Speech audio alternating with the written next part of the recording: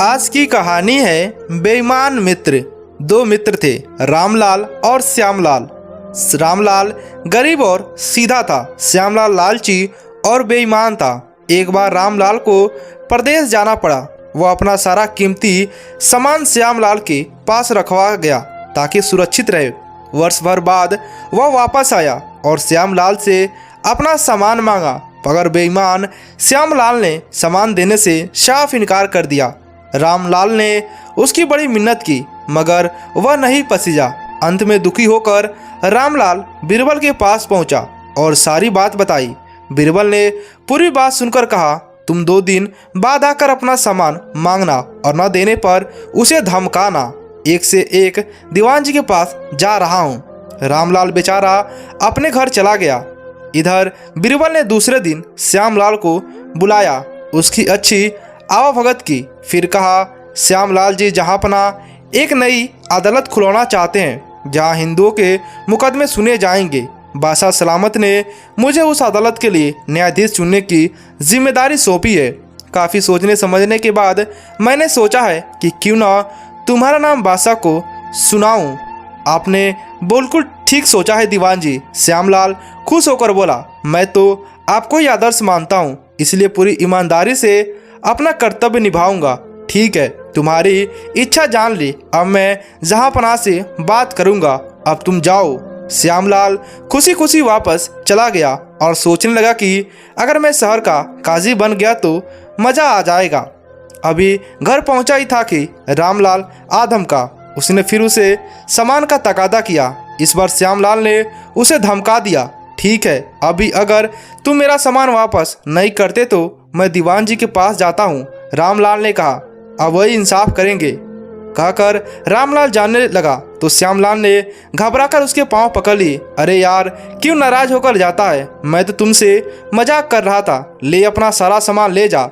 और फिर श्यामलाल ने उसे सारा सामान दे दिया। दरअसल श्यामलाल के मन से यह बात बैठ गई थी कि अगर रामलाल ने बीरबल से शिकायत कर दी तो मुझे काजी का पद मिलने से पहले ही छिन जाएगा।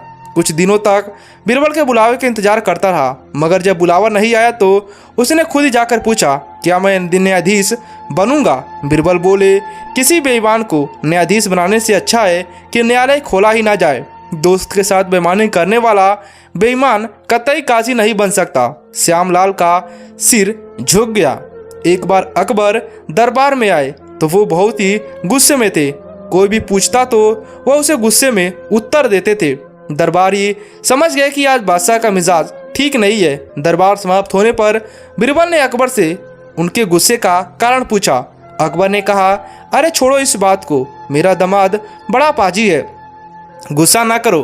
क्या करूं, हमेशा उल्टी सीधी हरकतें करते रहता है। अब देखो नो, अपनी बेटी से मिले हुए 1 वर्ष हो गया है, 44 दिन फिर भी मेरा दामाद उसे नहीं भेजता।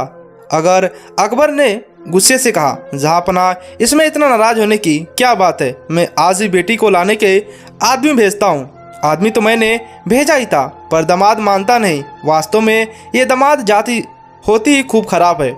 अब तुम एक काम करो, मैदान में कुछ सूलियाँ तैयार कराओ। हम अपने राज्य के सभी दामादों को सूलिया पर चढ़ा देंगे। बीरबल ने बादशाह अकबर को बहुत समझाया, फिर भी उनका गुस्सा शांत नहीं हुआ। वह कोई बात सुनने को तैयार नहीं थे।